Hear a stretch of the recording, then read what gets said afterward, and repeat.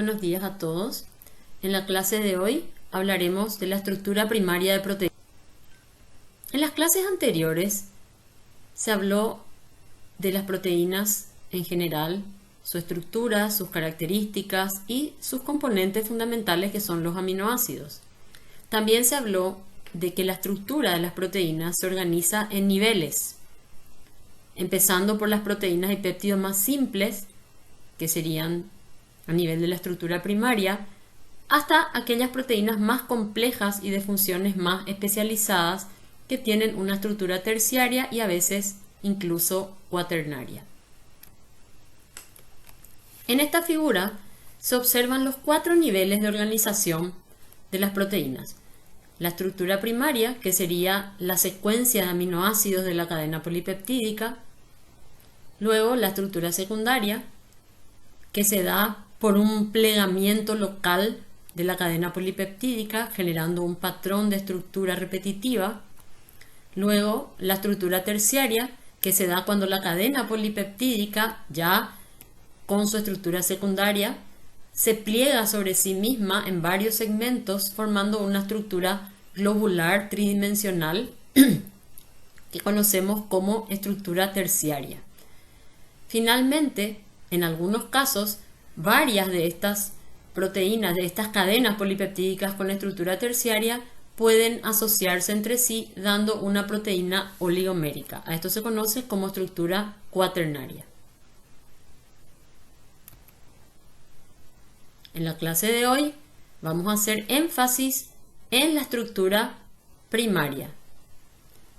Si bien la estructura primaria no se asocia directamente con la función de la proteína, vamos a ver más adelante que son las estructuras terciarias y cuaternarias las que se asocian de manera directa con la función que está destinada a realizar una proteína.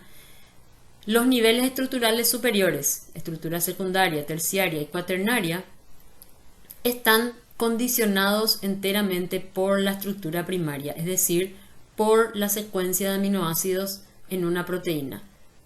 Por otra parte, sabemos que la estructura primaria, la secuencia de aminoácidos, depende de la información genética contenida en el DNA, ¿verdad? Entonces, la secuencia de aminoácidos en una proteína depende de la secuencia de nucleótidos en el gen que codifica para esa proteína.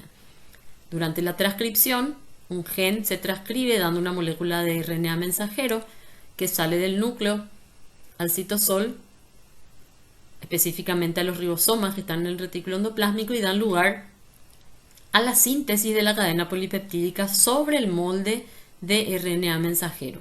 Entonces, esa secuencia de aminoácidos es lo que constituye la estructura primaria. Y esa estructura primaria contiene toda la información necesaria para que la proteína vaya adoptando los niveles estructurales superiores, que a su vez condicionan la función específica que cada proteína va a desempeñar.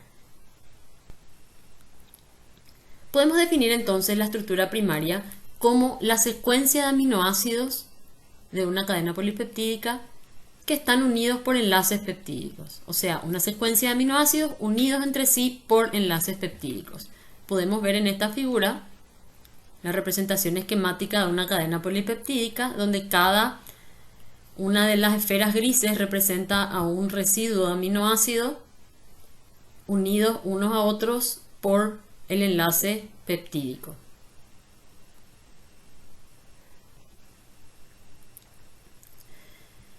Aquí se puede observar en esta figura un péptido, más específicamente un pentapéptido, formado por la unión de 5 aminoácidos mediante enlaces peptídicos. Entonces, veamos. De paso, repasemos un poquito la estructura de los aminoácidos. Este primer aminoácido, ¿cuál sería? Serina, ¿verdad? Este es el grupo R que corresponde a la serina. El segundo aminoácido tiene como grupo R solo un hidrógeno, por tanto es glicina. Luego tenemos tirosina, alanina y finalmente leucina. Entonces, ¿cómo se forma este pentapéptido?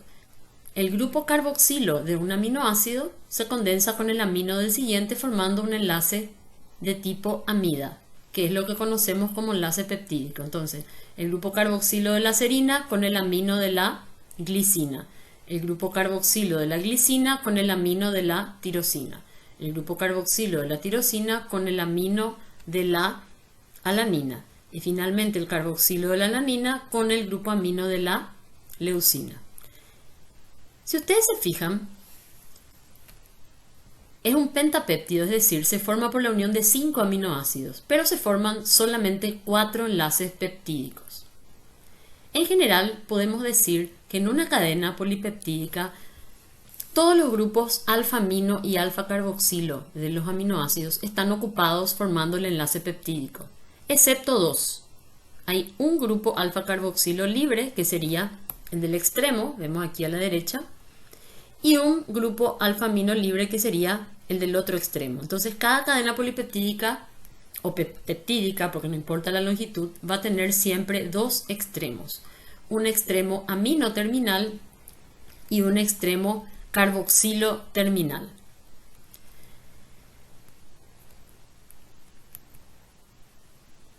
Aquí vemos entonces el enlace peptídico entre 2 aminoácidos. Entonces recuerden que el enlace peptídico es un enlace de tipo amida, porque se formó por la condensación de un grupo carboxilo con un grupo amino. Fíjense, por favor, este esqueleto, este sería el esqueleto del péptido. El esqueleto está formado por el grupo amino, en el terminal, el carbono alfa del primer aminoácido y su grupo carbonilo. Luego otra vez el grupo alfa-amino, carbono alfa, alfa-carbonilo. Grupo amino, carbono alfa, carbono carbonilo. Es decir, hay una secuencia que se repite a todo lo largo de la cadena, que es esta, NCC, NCC. N es alfa-amino, C es carbono alfa, la segunda C es alfa-carboxilo. Alfa-amino, carbono alfa, alfa carboxilo. Entonces esa secuencia NCC constituye el esqueleto de la cadena peptídica. Fíjense que los grupos R de los diferentes aminoácidos quedan por fuera, no forman parte del esqueleto de la cadena polipeptídica, ¿sí? Entonces en cualquier polipéptido o proteína siempre el esqueleto va a tener esta misma secuencia, ¿verdad? Lo que va a diferenciar entre una y otra son los grupos R que se extienden a los lados del esqueleto de la cadena polipeptídica. Hablemos un poco más del enlace peptídico. Podemos decir que el enlace peptídico es la unidad estructural primaria de las cadenas polipeptídicas y se forma por una reacción de condensación entre el grupo carboxilo de un aminoácido y el amino del siguiente, formando así un enlace amida. La formación del enlace peptídico implica la pérdida de una molécula de agua. En esta figura podemos observar entonces 2 aminoácidos. Un aminoácido y el otro, el grupo alfa-carboxilo de un aminoácido con el amino de otro, uno pierde el OH, el grupo carboxilo pierde el OH, el amino pierde el hidrógeno y se pierde una molécula de agua, quedando formado un enlace covalente entre el carbono del carbonilo y el nitrógeno del amino. Es decir, este enlace que estoy indicando aquí es el enlace que se forma, el enlace nuevo que se forma. Y este es específicamente el enlace peptídico. El grupo que forma el enlace peptídico es un grupo amida, ¿sí? Recuerden que entre condensación de un grupo carboxilo y un amino se forma un grupo amida. Bueno, entonces el enlace peptídico es de tipo amida y por cada enlace peptídico se pierde una molécula de agua. Si a este dipéptido, este sería un dipéptido, ¿verdad? Si se sigue uniendo, se une aquí otro tercer aminoácido, ahora se va a perder el grupo, el OH de este carboxilo con el H del siguiente grupo amino y así sucesivamente. Es decir, que cada uno de los aminoácidos en una cadena polipeptídica pierde por un lado el hidroxilo, el OH de su grupo carboxilo y el hidrógeno de su grupo amino, de tal manera que por cada aminoácido presente en una cadena polipeptídica se ha perdido una molécula de agua. Es por eso que no decimos que la proteína tiene aminoácidos, sino que tiene residuos de aminoácidos. O sea, le llamamos residuo de aminoácido a lo que queda una vez que cada aminoácido formó sendos enlaces peptídicos, digamos, ¿verdad? Entonces, por eso hablamos de residuos de aminoácido, porque por cada aminoácido se ha perdido una molécula de agua, exceptuando los dos aminoácidos de los extremos. Recuerden que en uno de los extremos está libre el grupo alfa-amino y en el otro va a estar libre el grupo alfa-carboxilo. Aquí tenemos otro esquema de un péptido. Este sería un tetrapéptido, ¿verdad? Una alanina, un glutamato, una glicina y una lisina. Fíjense que se repite siempre la secuencia NCC, NCC, ¿verdad? Y entonces vemos que en este tetrapéptido tenemos 3 enlaces peptídicos. Otra figura para ver la formación de los enlaces peptídicos entre metionina, aspartato, leucina y tirosina. Entonces, primero el grupo carboxilo de la metionina con el amino del ácido aspartico con pérdida de una molécula de agua forman un primer enlace peptídico, que sería este, ¿verdad? Que estamos señalando. Luego, el carboxilo de este aspartato con el amino de la leucina forman un segundo enlace peptídico con pérdida de otra molécula de agua. Y lo mismo entre el carboxilo de la leucina y el amino de la tirosina, un tercer enlace peptídico. O sea, son 3 enlaces amida, se perdieron 3 moléculas de agua y tenemos un tetrapéptido con un extremo N-terminal, que sería el de la metionina. Entonces yo puedo decir que el residuo N-terminal es de metionina y el residuo C-terminal es una tirosina. ¿Cómo se va a llamar este péptido? Los péptidos se leen siempre partiendo del extremo amino terminal al extremo carboxilo terminal. Es decir, que el aminoácido 1 siempre es el que tiene el grupo amino libre. Entonces, en este caso, este péptido sería nombrado como metionil, aspartil, leucil, tirosina. Entonces, partiendo del N-terminal, se van nombrando los diferentes residuos con la terminación -il, excepto el último al que se le da el nombre completo. Por eso es metionil, aspartil, leucil, tirosina. Bueno, hablemos un poco más del enlace peptídico y sus características. Habíamos dicho que el enlace peptídico es un enlace de tipo amida, ¿sí? Recordemos un poco algunas características de este átomo de carbono y del átomo de nitrógeno. Un carbono que forma un doble enlace, ¿qué tipo de hibridación tiene? A ver si recuerdan. Bueno, supongo que estarán pensando que es hibridación sp2, están en lo correcto. Y un nitrógeno con 3 enlaces simples, ¿qué hibridación tendría? sp3, ¿verdad? Es lo que uno pensaría. Sin embargo, en el enlace peptídico se da una situación muy peculiar. Se presenta un fenómeno que se conoce como resonancia. La resonancia implica un movimiento de electrones entre 2 o más átomos. Lo que ocurre en este caso es que el par de electrones de este átomo de nitrógeno, porque ustedes saben que el nitrógeno tiene un par de electrones no compartidos, se deslocaliza, ¿verdad? Y viene a formar un doble enlace entre el nitrógeno y el carbono. A su vez, esto hace que el doble enlace entre el carbono y el oxígeno se rompa y el par de electrones pase a localizarse encima del átomo de oxígeno. Aparece entonces esta estructura, ¿sí? Que podemos decir que es una forma de resonancia. Si se fijan, al ceder su par de electrones para el doble enlace, el nitrógeno quedó con carga positiva, ¿verdad? Y el oxígeno quedó con carga negativa, dado que el par de electrones de este doble enlace se localizó encima del átomo de oxígeno. Bueno, entonces en esta forma resonante, fíjense que tenemos un polo negativo y un polo positivo, lo cual hace que el enlace peptídico y este grupo amida se convierta en un dipolo. Entonces podemos decir que el enlace peptídico es polar, se comporta como un dipolo. Eso es muy importante porque implica que este enlace peptídico puede participar de ciertas interacciones, por ejemplo, interacción dipolo-dipolo, pero de eso nos ocuparemos más adelante.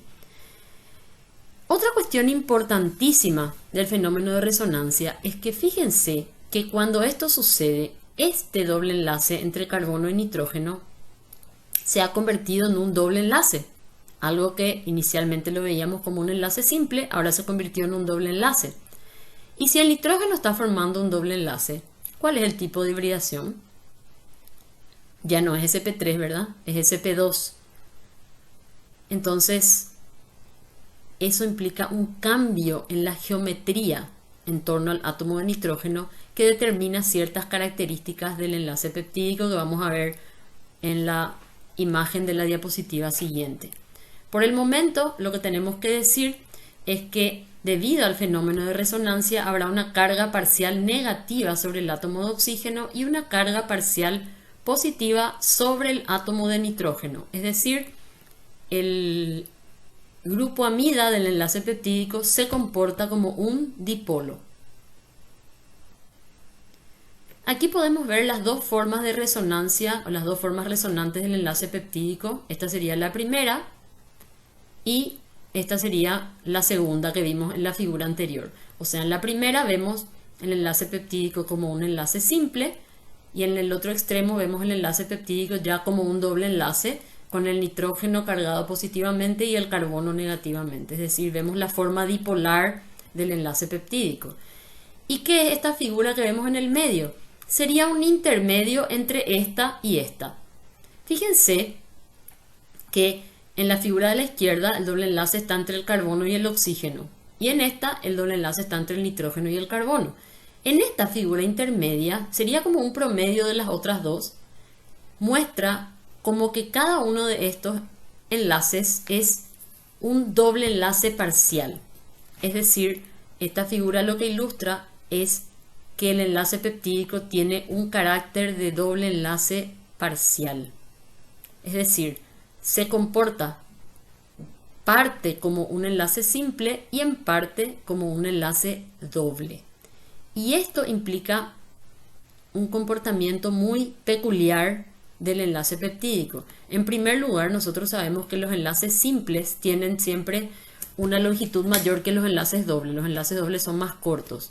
Bueno, por ejemplo, en este caso se ha demostrado que la longitud del enlace entre carbono y nitrógeno es intermedia entre el enlace doble y el simple, lo cual es una prueba que apoya la teoría de que tiene un comportamiento de doble enlace parcial. Veamos entonces un resumen de las características del enlace peptídico. En primer lugar, el enlace peptídico, debido a este fenómeno de resonancia, es una estructura plana y rígida, en primer lugar. También presenta un carácter de doble enlace parcial, lo cual impide el giro entre los átomos de carbono y nitrógeno. Y eso finalmente determina que existan dos configuraciones posibles, cis y trans. Bueno, expliquemos un poquito todo esto. ¿Qué es esto de estructura plana y rígida? Vamos a volver a lo que habíamos mencionado. Si esto fuera un enlace simple entre carbono y nitrógeno, este nitrógeno estaría con hibridación sp3 y los átomos que están unidos a él no estarían todos en el mismo plano, tendría una geometría tetraédrica, ¿verdad? Sin embargo, trigonal piramidal. Sin embargo, como este enlace peptídico tiene un carácter de doble enlace parcial, eso significa que el nitrógeno en realidad está teniendo una hibridación más parecida a lo que sería la hibridación sp2. Por tanto, presenta una geometría trigonal plana. ¿Qué significa eso? Que los tres átomos que están unidos al nitrógeno, es decir, este carbono, el carbono alfa y el hidrógeno, están todos en un mismo plano y en el mismo plano que el nitrógeno. Asimismo, este carbono también tiene hibridación sp2, por tanto, geometría trigonal significa que los tres átomos que van unidos a él también están en el mismo plano. En conclusión, El carbono y el nitrógeno que forman enlace peptídico y los 4 átomos unidos a ellos están todos en un mismo plano, al cual llamamos plano amida o plano peptídico, ¿sí? Entonces esto sería el plano peptídico. ¿Cómo está formado entonces el plano peptídico? Por los átomos que forman el enlace peptídico, que sería el carbono, carbonilo y el amino, el siguiente aminoácido, y los átomos de oxígeno, carbono alfa, hidrógeno y el otro carbono alfa. Todos en un mismo plano. Y además es una estructura rígida. ¿A qué nos referimos cuando decimos que es una estructura rígida? Es que como esto es un doble enlace, por lo menos parcialmente se comporta como un doble enlace, no hay posibilidad de rotación en torno a un doble enlace. Entonces, toda esta estructura es rígida, es decir, no pueden cambiar de posición estos átomos. ¿Por qué no pueden cambiar de posición? O sea, ¿cuál es la diferencia entre un enlace simple y un enlace doble? Si esto fuera un enlace simple, podría haber un giro acá, esto podría rotar libremente, este grupo R podría venir para abajo o girar, lo mismo con esto. Al ser un doble enlace no hay posibilidad de ese giro. Para entender mejor ese fenómeno, quiero que se imaginen una cosa. Háganse la idea de que estos átomos, todos estos átomos son bolitas de plastilina, ¿sí? Unidas entre sí por lápices. Bueno, imagínense, concéntrense ahora en estas dos bolitas de plastilina, la de carbono y la de nitrógeno unidas por un lápiz, ¿verdad? Al tener esta estructura, yo podría, en torno a este lápiz, yo podría girar los átomos, ¿verdad? Fácilmente podría ser que esto gire y que esta R venga para abajo y que dé toda la vuelta alrededor del átomo de nitrógeno. Lo mismo con estos átomos, ¿verdad? Esto también podría girar. Pueden hacer la prueba incluso si quieren. Ahora, háganse la idea ahora de que en vez de tener un lápiz uniendo las dos bolitas de plastilina, tenemos dos lápices incrustados en las bolitas de plastilina. Bueno, imagínense ahora haciendo lo mismo. Teniendo dos lápices, traten de girar los átomos en torno a esos dos lápices. Se darán cuenta de que no se puede, ¿verdad? O sea, los lápices se traban uno con otro. Bueno, esos dos lápices representan al doble enlace. Es por eso que los átomos que están unidos por un enlace simple pueden girar uno en torno a otro. Puede haber libre giro. En cambio, cuando aparece un doble enlace, no hay libertad de giro en torno a un doble enlace. Y ahí es cuando aparecen los isómeros cis y trans. Por eso no hay isómeros cis-trans en torno a un enlace simple, porque hay libertad de giro. Cuando es un enlace doble, no hay libertad de giro. Entonces, los grupos pueden estar del mismo lado, dando el isómero cis, o en el lado opuesto, dando el isómero trans. Y estos isómeros no son interconvertibles, justamente por esa restricción que tienen. Por ejemplo, en este caso, si consideramos los grupos R, este sería el isómero trans, ¿verdad? Entonces, el carácter de doble enlace parcial impide el giro entre los átomos de carbono y nitrógeno y eso da lugar a dos configuraciones posibles, la configuración cis y la configuración trans. La configuración trans es considerablemente más estable que la configuración cis porque al estar los grupos R en lados opuestos, obviamente habrá menor solapamiento, menor impedimento estérico. Aquí en esta figura podemos observar los dos isómeros, el isómero cis con los dos grupos R del mismo lado y el isómero trans con los dos grupos R de lados opuestos. Entonces, esta es la misma figura que habíamos visto previamente.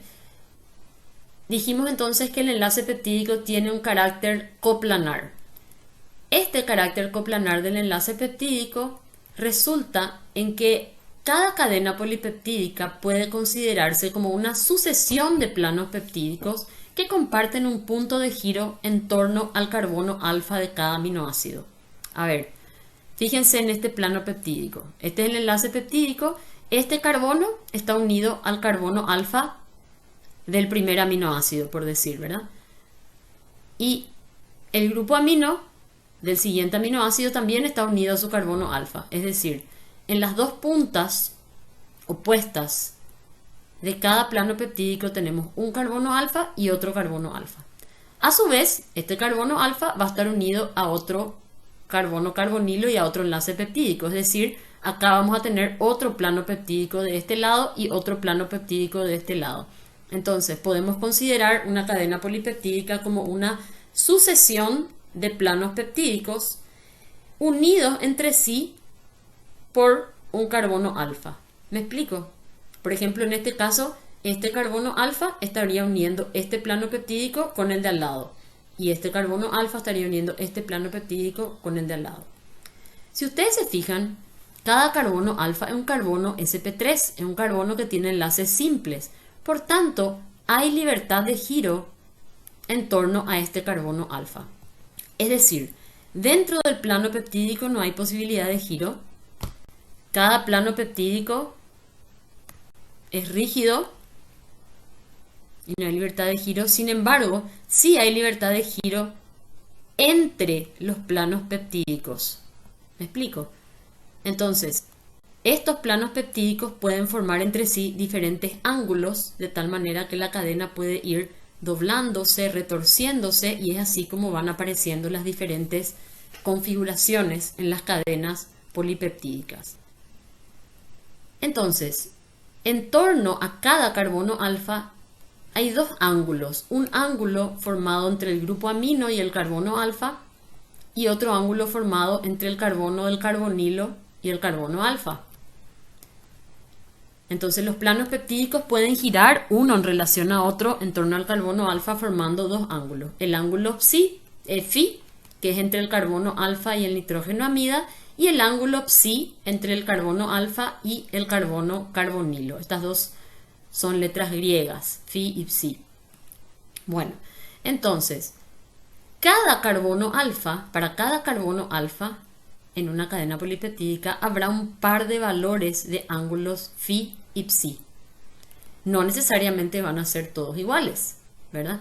En algunos casos, estos ángulos se repiten de manera periódica y eso hace que la cadena polipeptídica vaya adoptando una cierta estructura o se vaya retorciendo, y ahí es cuando aparece, por ejemplo, la estructura secundaria, como por ejemplo la hélice alfa, pero de eso nos vamos a ocupar más adelante. Entonces, los valores que adoptan estos ángulos phi y psi a lo largo de toda la cadena polipeptídica determinan la conformación del polipéptido. El enlace peptídico también tiene una orientación debido a la quiralidad del átomo de carbono alfa. Habíamos dicho que el carbono alfa es quiral, ¿verdad? Es decir, que puede tener configuración L y D. Sabemos que los L aminoácidos son los de importancia biológica. Bueno, debido a la quiralidad de este carbono alfa, la cadena polipeptídica tiene un sentido, tiene un lado. O sea, la cadena corre del extremo N al extremo C terminal. Y entonces la cadena se lee siempre en un sentido. Yo no puedo, o sea, no es simétrica la cadena. Tiene lados, ¿sí? Tiene un lado N y un lado C. Entonces, siempre se lee comenzando por el extremo N terminal. Por ejemplo, en este caso, este péptido se llamaría seril, glisil, tirosil, alanil, leucina. Es el mismo péptido que les había mostrado antes. Entonces, yo no podría leerlo en sentido inverso, porque se trataría de otro péptido, no sería la misma cosa. Bueno, algo importante que debemos destacar. En la clase de aminoácidos que les dio el profesor Ferro, él les habló de que los aminoácidos tienen grupos ionizables, ¿verdad? En primer lugar, los grupos ionizables son el alfa-amino y el alfa-carboxilo, ¿verdad? Para todos los aminoácidos. Y algunos tienen un tercer grupo ionizable que es su grupo R. Bueno, eso es cuando hablamos de los aminoácidos libres. Ahora, recordemos que en una cadena polipeptídica, los aminoácidos tienen ocupado ya sus grupos alfa-amino y alfa-carboxilo formando parte del enlace peptídico. Entonces, esos grupos alfa-amino y alfa-carboxilo que forman el enlace peptídico ya están bloqueados y no se ionizan, es decir, no contribuyen a la ionización, no tienen carga. Ahora, si son polares, como habíamos dicho previamente, Esos grupos alfa-amino y carbonilo que forman el enlace peptídico constituyen un dipolo, por tanto pueden participar en interacciones dipolo-dipolo, específicamente puentes de hidrógeno, que de hecho son muy importantes para estabilizar la estructura secundaria y terciaria, pero no contribuyen a la ionización, como decíamos. Entonces, ¿cuáles son los grupos iónicos que pueden estar presentes o ionizables que pueden estar presentes en una proteína? Son solamente los grupos R de los aminoácidos ácidos y básicos, por ejemplo, aspartato, glutamato, arginina, lisina, histidina. O sea, los grupos R de esos aminoácidos, los aminoácidos ionizables o que tienen carga, son los que contribuyen a la carga, digamos, de una proteína. Y también los grupos amino terminal y carboxilo terminal. Solamente esos dos, o sea, hay un solo alfa amino y un solo alfa carboxilo que contribuyen a la ionización, que son solamente los correspondientes a los extremos. ¿Quedó claro? Supongo que sí. Así que, resumiendo todo lo que acabamos de decir acerca del enlace peptídico, entonces, debido al fenómeno de resonancia que presenta el enlace peptídico, este tiene un carácter dipolar. Por otro lado, tiene también un carácter de doble enlace parcial, y esto determina la rigidez y la imposibilidad de giro en torno al enlace peptídico y además su carácter coplanar. Entonces, hablamos de un plano peptídico y de una rigidez o imposibilidad de rotación entre el enlace carbono y nitrógeno. Esto determina la existencia de dos tipos de configuraciones cis y trans. Por otra parte, la quiralidad del carbono alfa determina que el enlace peptídico tenga una orientación, es decir, tiene lado. Y a su vez, esa orientación del enlace peptídico se traduce en una orientación del péptido. Es decir, el péptido corre de N a C. Comienza por el aminoácido, el extremo N terminal, y va del N al C terminal.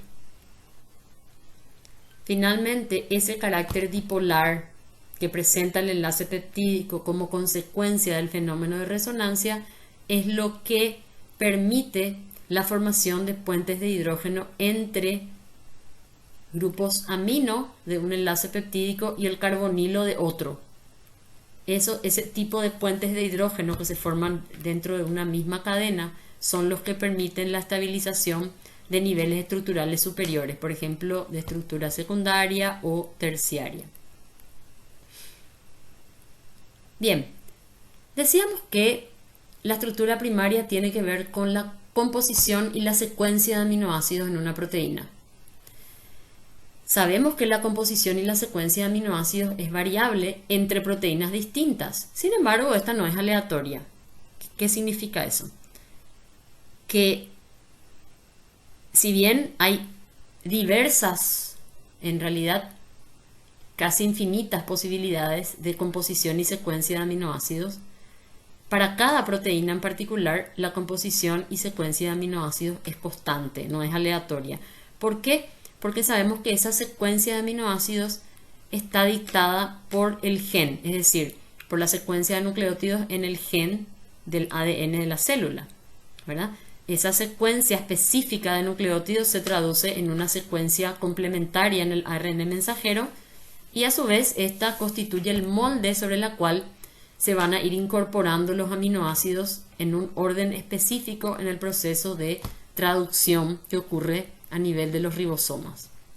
Entonces, cada proteína tiene una composición y secuencia de aminoácidos específica y única que caracteriza a esa proteína y que determina finalmente su estructura primaria, ¿verdad? Por ejemplo, el colágeno tiene entre 30 a 33% de glicina. Sin embargo, la glicina está solo en un 4% en la hemoglobina. Evidentemente, al ver estos porcentajes podemos suponer de que la glicina desempeña algún papel importante en la proteína colágeno. De esto hablaremos más adelante. Si bien hay diferencias en cuanto al contenido de cada aminoácido en los diferentes tipos de proteína. Hay algunos aminoácidos que en promedio son más frecuentes en las proteínas en general y otros menos. Estos que tenemos aquí serían los 5 aminoácidos más frecuentes en las proteínas promedio. La leucina, 9,1%, o sea, constituye el 9,1% de residuos de aminoácidos en una proteína promedio. La alanina le sigue con 7,8%, luego glicina, 7,2%, serina, 6,8%, valina, 6,6%. Como les digo, esto sería en una proteína promedio, porque en realidad el valor otra vez es variable en las diferentes proteínas. Aquí tenemos los aminoácidos que están en menor cantidad o los menos frecuentes. Por ejemplo, el triptófano es el menos abundante con 1,4%, le sigue la cisteína 1,9%, metionina 2,2% e histidina 2,3%. Vamos a ver, sin embargo, que por ejemplo hay proteínas que tienen mucho más cisteína o mucho más glicina que los valores que se dan aquí. Recuerden que esto sería el valor. Veamos aquí un cuadro donde se da la composición para diferentes proteínas fibrosas. En una clase posterior se va a hablar específicamente de las proteínas fibrosas. Ahora solamente vamos a usarlas como ejemplo, ¿sí? Entonces tenemos a la alfa-queratina, la fibroína, el colágeno y la elastina. Vamos a hacer un comparativo entre en cuanto a al porcentaje de cada tipo de aminoácido en dichas proteínas. Entonces fíjense, por ejemplo, para la glicina constituye un 44,6% de todos los residuos de aminoácidos en la fibroína. Esto es casi la mitad, es decir, casi la mitad de todos los aminoácidos de la fibroína son glicina. Evidentemente la glicina juega un rol importante en la estructura de la fibroína. Veremos eso posteriormente. En el colágeno también hay una gran cantidad de glicina, casi 33%, es decir, casi la tercera parte de los aminoácidos del colágeno son glicina. En la elastina algo similar. Sin embargo, en la alfa-queratina hay mucho menos, 8,1%. Veamos ahora que algo parecido sucede con la alanina. La fibroína y la elastina también tienen mucha alanina. Sin embargo, en el colágeno hay menos y menos aún en la alfa-queratina. Veamos, glutamato y glutamina en general no son tan abundantes, pero comparadas estas 4 proteínas fibrosas, estos abundan más en la alfa-queratina. De hecho, la suma entre glutamato y glutamina constituyen el 12,1% de la alfa-queratina, mucho más que en las otras proteínas fibrosas, lo cual nos hace pensar de que estos aminoácidos desempeñan algún papel importante en la estructura que tiene la alfa-queratina. Más adelante veremos que de hecho es así. Fíjense en la cisteína, aquí sí que ocurre algo más notorio. La cisteína es muy abundante. Acuérdense que la cisteína en general es uno de los aminoácidos menos abundantes. Sin embargo, constituye un 11% de todos los residuos aminoácidos en la alfa-queratina. Y hay 0% de cisteína, lo cual tampoco es normal, en las otras proteínas. Entonces, esto nos sugiere algo, ¿verdad? Sugiere que en cierta medida la cisteína desempeña un rol muy importante en la alfa-queratina y que eso que hace la cisteína en la alfa-queratina no queremos que ocurra en la fibroína ni en el colágeno. ¿Qué podría ser? ¿En qué normalmente está implicada la cisteína? Me imagino que estarán pensando puentes disulfuro, ¿verdad? Bueno, exacto. Donde hay mucha cisteína, se asume que hay muchos puentes disulfuro. De hecho, vamos a ver más adelante de que la presencia de numerosos puentes disulfuro es lo que estabiliza la estructura de la alfa-queratina. Sin embargo, los puentes disulfuro interferirían con la estructura de la fibroína y el colágeno. Es por eso que en la composición de estas proteínas no aparece la cisteína. Fíjense en la prolina. La prolina un aminoácido un poco controversial, ¿verdad? Porque es bueno para ciertos tipos de estructura, pero muy malo para otras. Fíjense que, por ejemplo, la prolina constituye un 22% en la estructura, en la composición del colágeno, prácticamente la quinta parte. Sin embargo, es muy escasa en otros tipos de proteínas. Entonces, fíjense que, por ejemplo, podemos ver que los aminoácidos más abundantes en la alfa-queratina serían la serina, glutamato, glutamina y cisteína. Entonces, evidentemente, de alguna manera, la abundancia de estos aminoácidos determina el tipo de estructura y por ende la funcionalidad que va a tener esta proteína queratina. En el caso de la fibroína, los aminoácidos más abundantes serían glicina y alanina. Más adelante, cuando expliquemos cómo es la estructura de la fibroína, van a entender por qué es tan importante la presencia de estos dos aminoácidos. En el caso del colágeno, la tercera parte de todos los residuos aminoácidos son glicina y la quinta parte prolina. Tanto la glicina como la prolina desempeñan un papel clave en la estructura característica del colágeno, que es una estructura en triple hélice. En el caso de la elastina, los aminoácidos más abundantes serían glicina y alanina. Entonces, en general, podemos decir que la estructura primaria, es decir, la composición y también la secuencia de aminoácidos en una proteína, lo cual constituye su estructura primaria, tiene mucho que ver con la estructura, los siguientes niveles estructurales, es decir, la estructura secundaria y lo que sería la conformación de la proteína, estructura terciaria o cuaternaria según el caso, ¿verdad? Y a su vez, estos niveles estructurales superiores están relacionados con la funcionalidad de la proteína. Entonces, el tipo de aminoácidos que abunda en un tipo de proteína o el tipo de aminoácido que escasea en un tipo de proteína tiene mucho que ver con la estructura propia de esa proteína y su funcionalidad.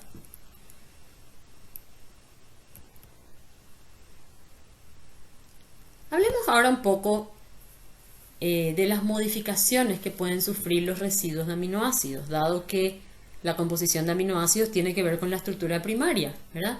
Muchas veces lo que encontramos no es el aminoácido en su forma original, sino aminoácidos ya modificados. En la clase que dieron de la primera clase de la unidad 2, que fue sobre aminoácidos, hablaron ya de las modificaciones que pueden sufrir los residuos. Algunas son cotraduccionales, es decir, transcurren al mismo tiempo que la proteína se está sintetizando, y tenemos también algunas modificaciones posttraduccionales que ocurren ya una vez que la proteína completó su síntesis. Entonces vamos a hablar un poquito de estas modificaciones y además estas pueden darse ya sea en el extremo de la cadena polipeptídica, ya sea en el extremo amino o carboxilo o bien en ellos. Hay varios tipos de modificaciones que pueden afectar a los extremos de una cadena polipeptídica. En algunos casos, al extremo C-terminal, esto especialmente en el caso de la formación de amida, o sea, el extremo carboxilo terminal puede convertirse en una amida, y esto ocurre cuando en el extremo de la cadena polipeptídica tenemos residuos de aspartato, glicina, glutamato, glutamina, histidina, metionina, prolina, fenilalanina, triptófano o valina. En otros residuos no puede darse esta modificación. Otras modificaciones, estas tres, pueden afectar a los extremos N-terminal, por ejemplo, la N-formilación, la N-acetilación o la N-metilación. Estas se dan cuando el grupo amino terminal reacciona con algunos de estos grupos, ¿verdad? Con el grupo formil, acetilo o metilo. La N-formilación se da cuando en el N-terminal tenemos una glicina o una metionina. La N-acetilación puede darse cuando tenemos alanina, aspartato, glicina, metionina, serina, treonina o valina. Y la N-metilación podría darse en presencia de estos mismos residuos, exceptuando la valina.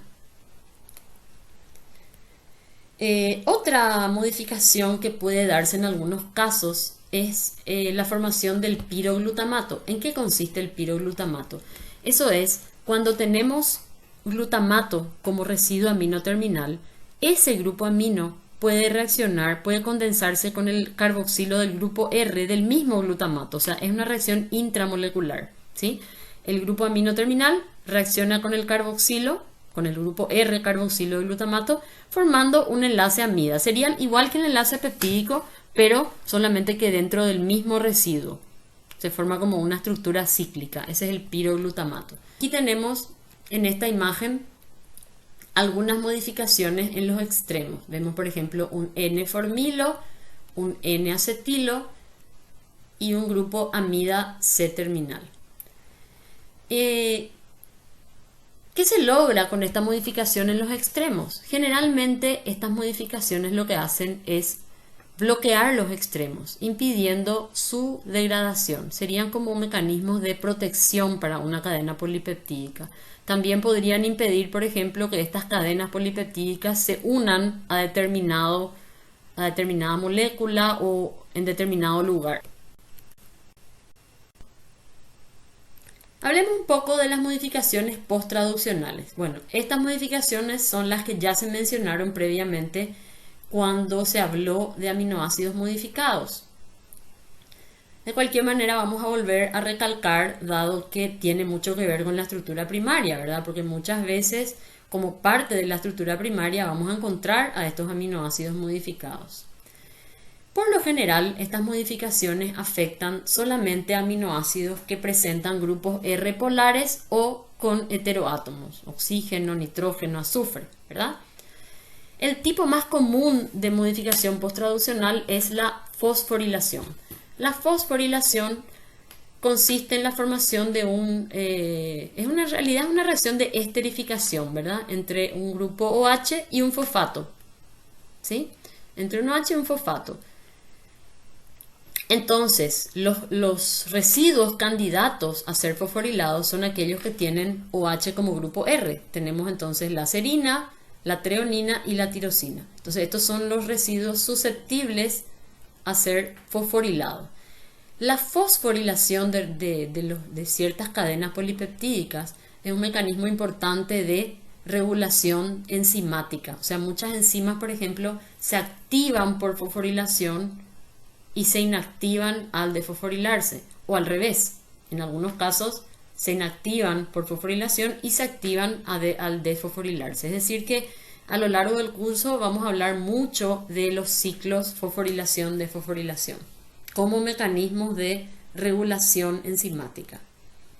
Otro tipo de modificación posttraduccional es la glicosidación, que consiste en unir grupos glucídicos, pueden ser un monosacárido o un oligosacárido incluso, a algún residuo dentro de una proteína.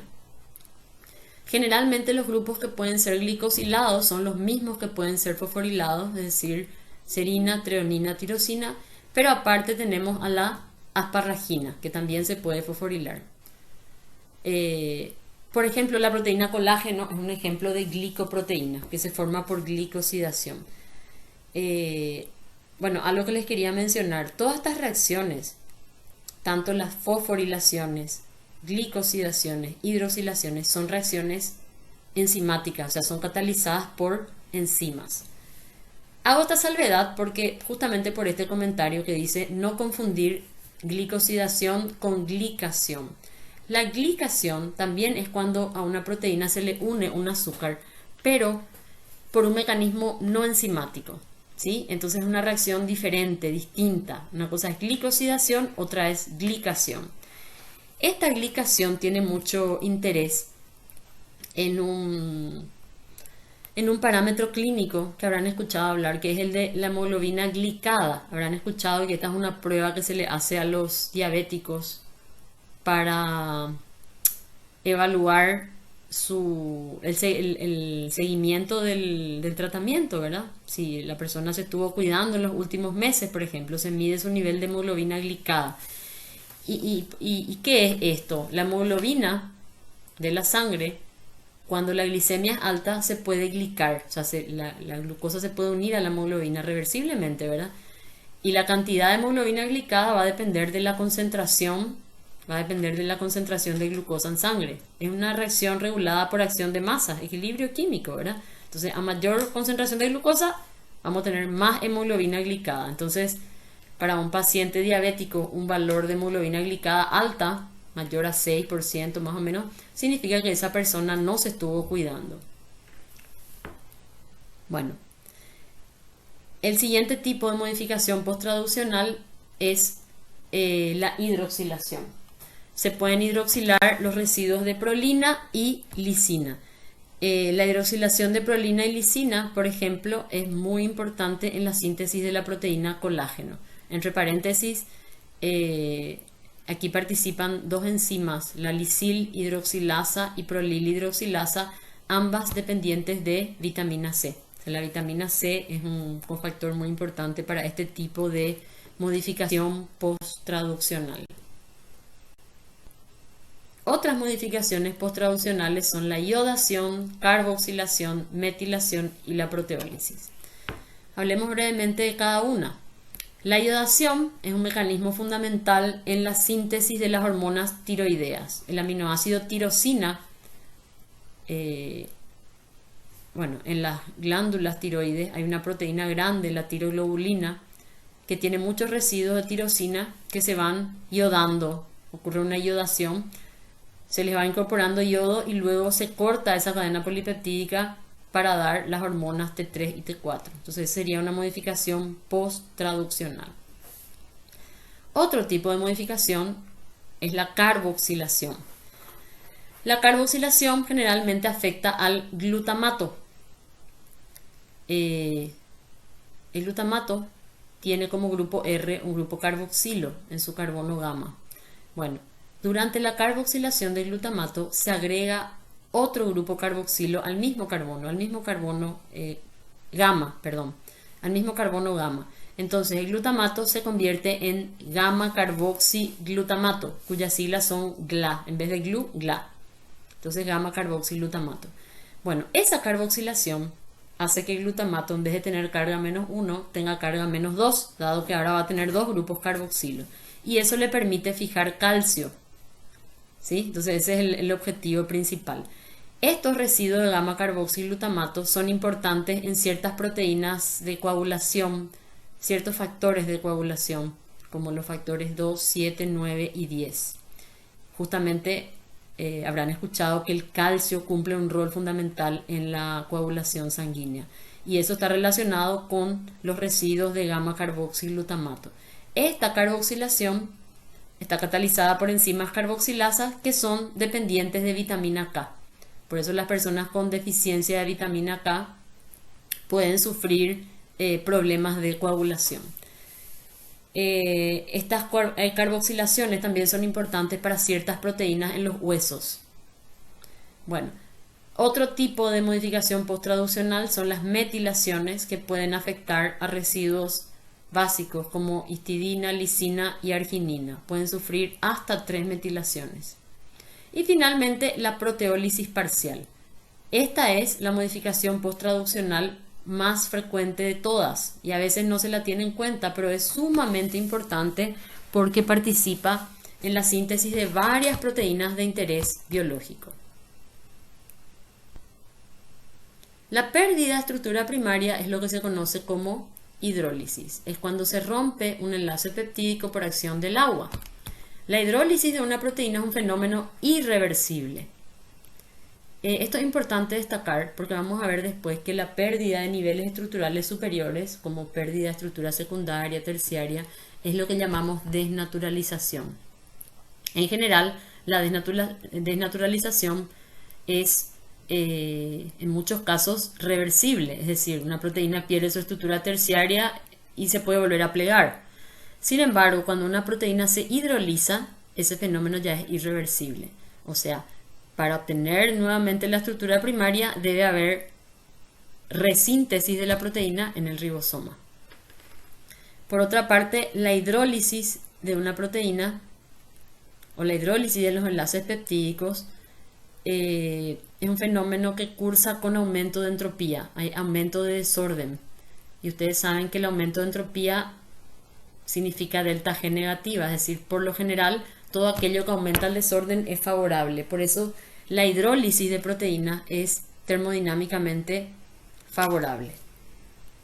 De esto hablaremos también con mayor profundidad cuando hablemos del plegamiento de proteínas. Ahora hablaremos de algunos péptidos con actividad biológica. Si bien la mayor parte de las funciones celulares son llevadas a cabo por proteínas, es decir, polipéptidos con más de 50 aminoácidos, mínimamente 100, que es un tamaño que ya da para que el polipéptido pueda adoptar una estructura terciaria, un plegamiento. Hay algunos péptidos pequeños que también ejercen importantes actividades biológicas. En realidad son pocos de los ejemplos más relevantes. Tenemos la oxitocina y vasopresina, el glutatión, las encefalinas, la hormona liberadora de tirotrofina y la insulina. Hablemos brevemente. La oxitocina y vasopresina son dos nonapéptidos a los cuales se les llama también neuropéptidos. Esto es porque estas hormonas son sintetizadas en el hipotálamo, de ahí pasan a la hipófisis, a la neurohipófisis, donde son secretadas, es decir, de ahí pasan a la circulación. Estas hormonas tienen importantes efectos. En el caso de la oxitocina, sus efectos principales son, por un lado, la contracción del músculo uterino durante el parto y además también favorecen la expulsión de leche durante el amamantamiento, es decir, cuando el bebé succiona, esto manda un impulso que provoca la liberación de oxitocina, y la oxitocina a su vez impulsa a la liberación, a la expulsión de leche. La vasopresina es también llamada hormona antidiurética. Esta hormona se libera generalmente en respuesta a una disminución de la presión arterial, con lo cual, a una disminución de la presión arterial o a una hiperosmolaridad del plasma. Y el efecto que tiene es de vasoconstricción y disminución de la diuresis. Lo que busca esta hormona es aumentar la presión arterial. Entonces, lo que hace es contracción del músculo liso de los vasos sanguíneos, o sea, hay una vasoconstricción, con lo cual aumenta la resistencia periférica, por un lado, y además es también antidiurética, es decir, favorece la reabsorción de agua a nivel de los túbulos renales y entonces produce una orina más concentrada, es decir, disminuye la eliminación de orina. Fíjense que si bien ambos son nonapéptidos, son muy parecidas, las funciones que desempeñan, es decir, el efecto biológico es muy diferente. ¿A qué podríamos atribuir estas diferencias? Si nos fijamos en la secuencia de aminoácidos para estos dos neuropéptidos, podemos ver que solamente hay dos residuos que difieren entre una y otra.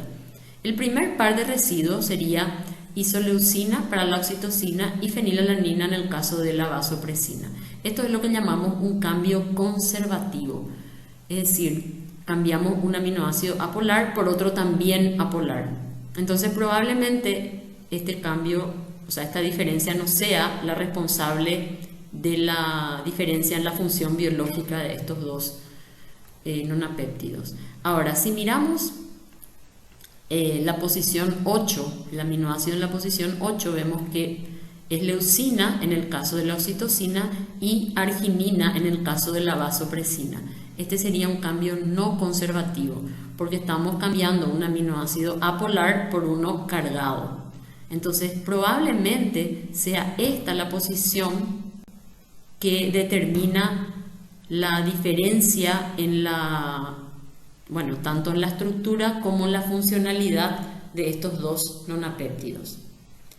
Quiero resaltar un detalle importante en la secuencia, en la composición en realidad y la secuencia de estos nonapéptidos. Fíjense que en ambos el extremo amino terminal es una cisteína y tienen otra cisteína en la posición número 6.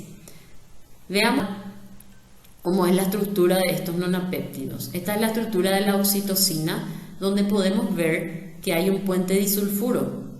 Fíjense, este sería el extremo amino terminal, esta sería la cisteína del N-terminal, y si seguimos la cadena polipeptídica, esta sería la cisteína en la posición número 6. Entonces podemos ver que hay un puente disulfuro, lo cual hace que se cierre como un ciclo en la estructura de la molécula. Esta es la secuencia y aquí vemos el puente disulfuro entre la cisteína número 1, o sea N-terminal, y la cisteína número 6. Y esta sería la estructura de la molécula.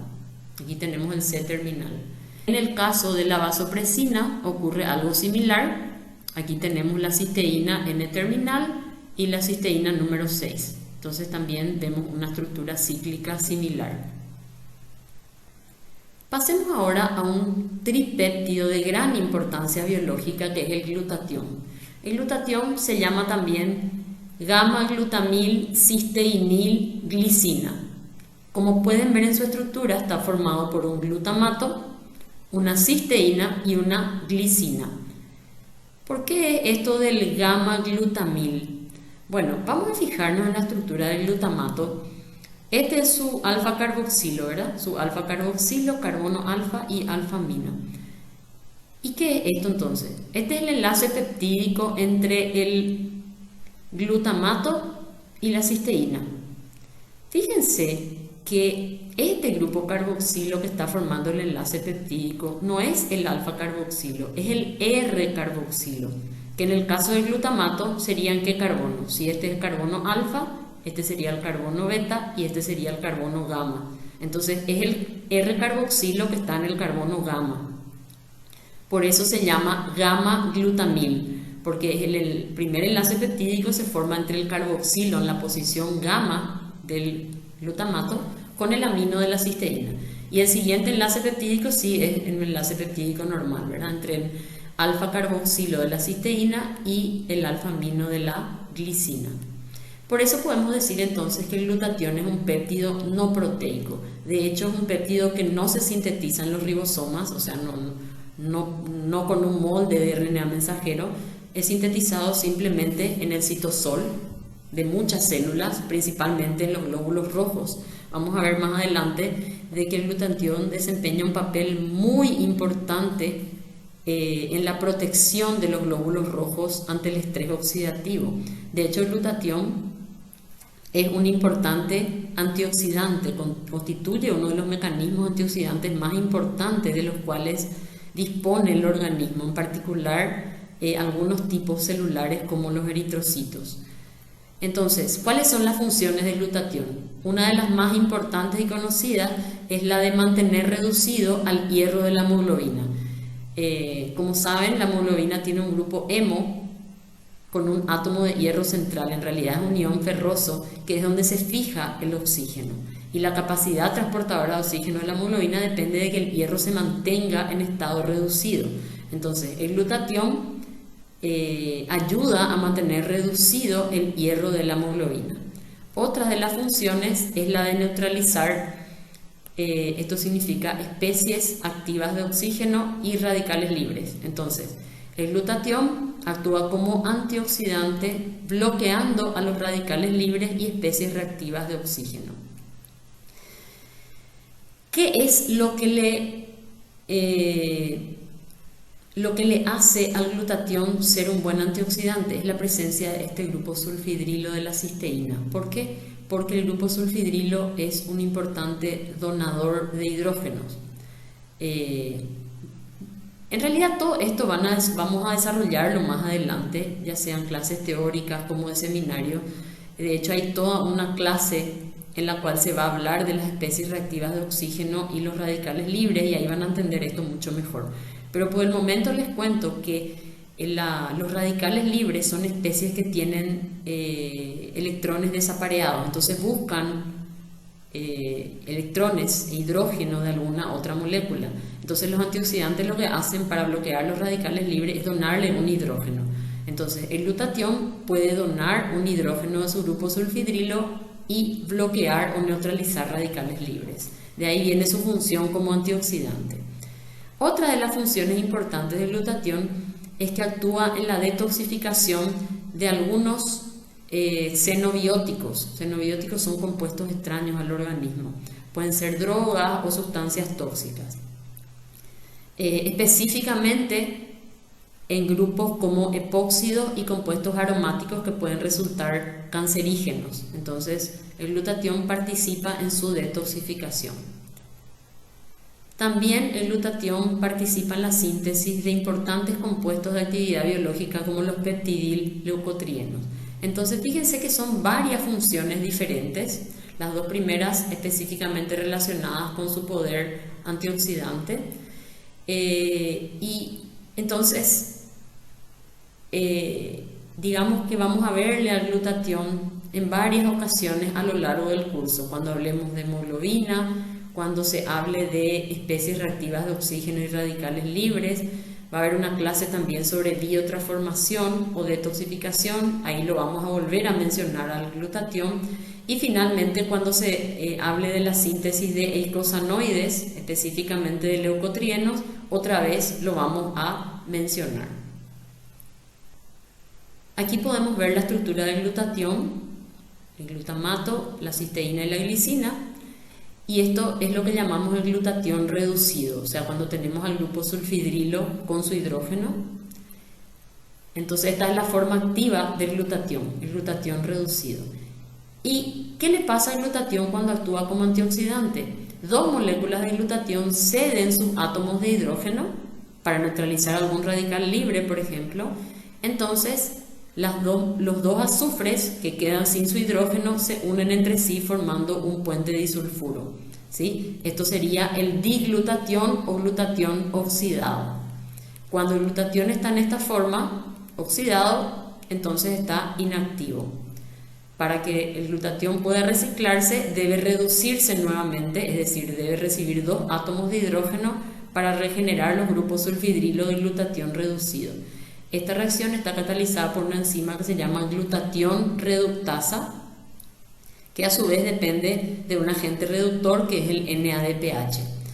Fíjense, estas siglas representan al glutatión reducido, GSH, y esta representa al diglutatión o glutatión oxidado, GSSG. Otros péptidos de importancia biológica, las encefalinas. Son pentapéptidos, también con una composición muy similar, tirosina, glicina, fenilalanina. Hasta ahí son iguales, solamente difieren en el último residuo, en el C-terminal, que es metionina en un caso y leucina en el otro. Bueno, estos péptidos son del grupo de los opiáceos similares, o sea, tienen un efecto similar a la morfina, un efecto analgésico natural. Otro péptido de importancia biológica es la hormona liberadora de tirotrofina, o TSH. La TSH es la estimulante del tiroides, o sea, la TSH es una hormona secretada por la hipófisis que actúa sobre las glándulas tiroides para activar la liberación de hormonas tiroideas T3 y T4. Bueno, y la RTSH es la hormona liberadora de la TSH, es decir, es una hormona secretada en el hipotálamo que estimula la liberación de TSH por la hipófisis. Esta hormona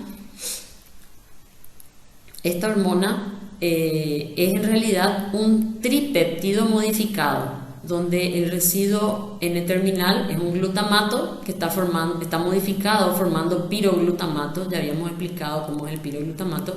Y el C-terminal también tiene el extremo bloqueado, es un grupo carboxilo convertido en amida. Hablaremos ahora de un polipéptido muy importante que es la insulina. La insulina podría ser considerada como una proteína pequeña, puesto que tiene 51 aminoácidos.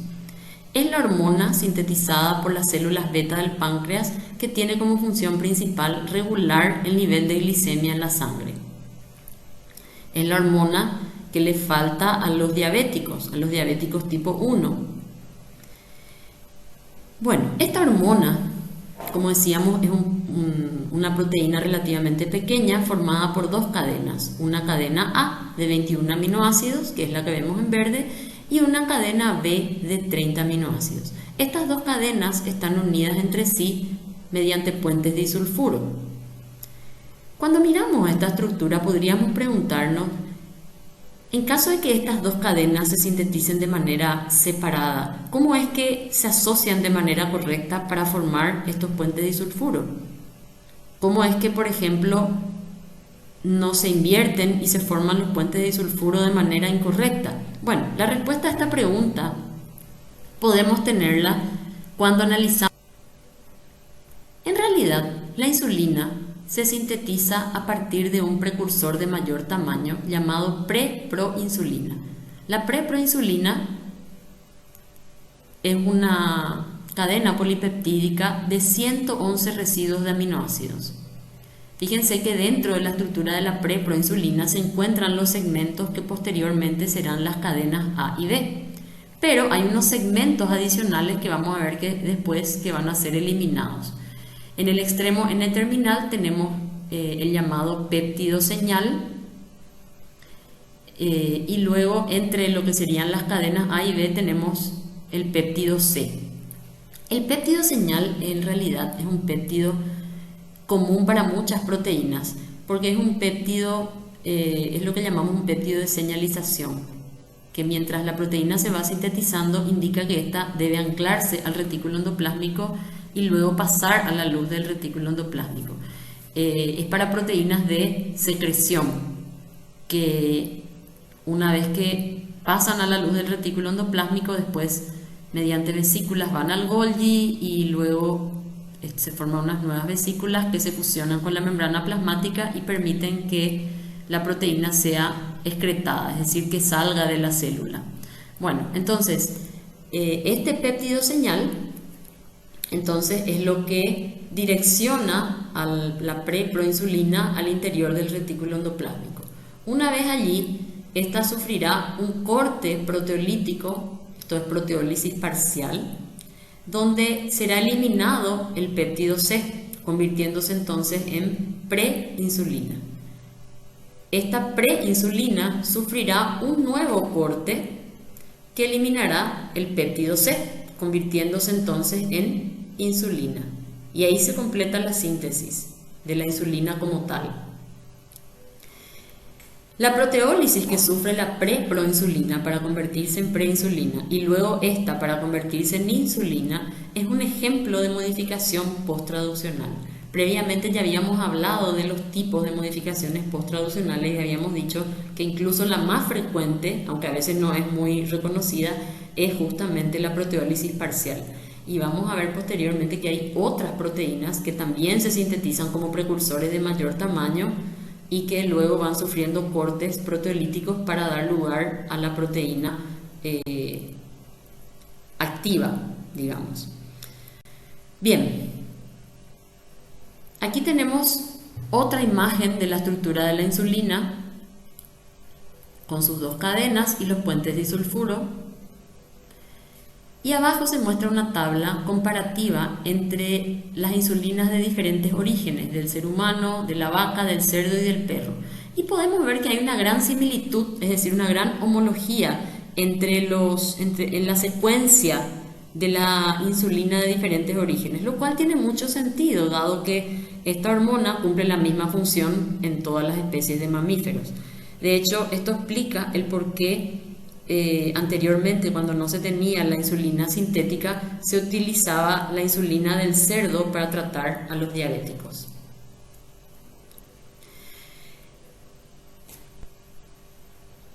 Hay una aplicación clínica muy importante que quisiera mencionar, que es la del péptido C.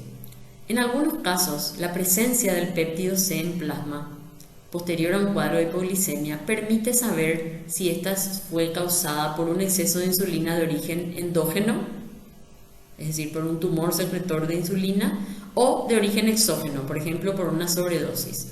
A ver, expliquemos esto mejor. Supongamos que llega a un hospital un paciente muy grave en estado inconsciente, se le hace un dosaje de glicemia y se ve que esta está muy baja. Entonces tiene una hipoglicemia grave que le llevó a ese cuadro de coma en el que se encuentra. Entonces el médico desea saber si esta hipoglicemia, obviamente la hipoglicemia se debe a un exceso de insulina. Ahora, lo que se quiere saber es si ese exceso de insulina es de origen endógeno o exógeno.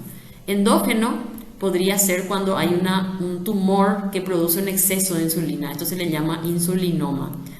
O sería de origen exógeno si, por ejemplo, se tratara de un paciente diabético que se aplicó una sobredosis de insulina.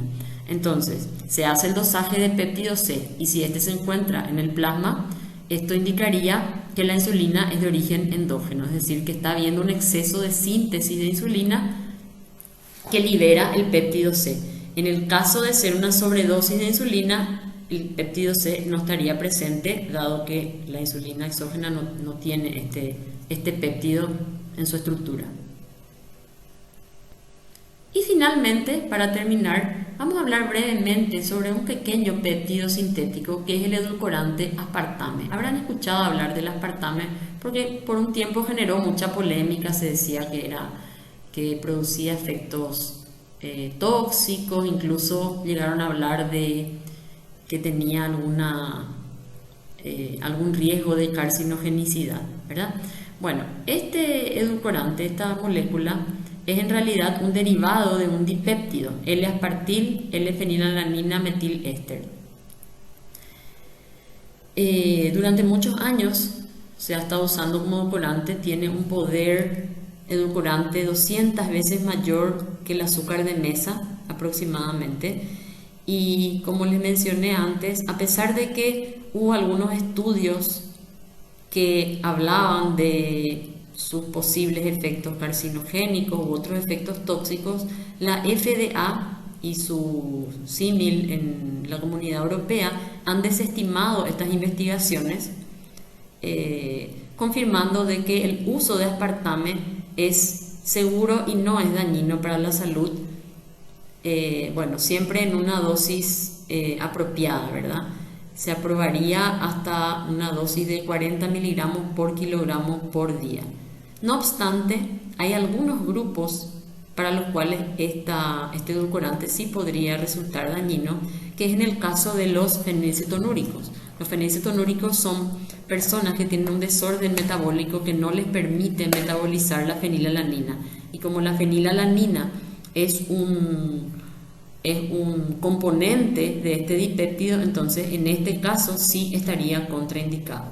Bueno, con esto terminamos la clase de hoy. Muchas gracias por su atención.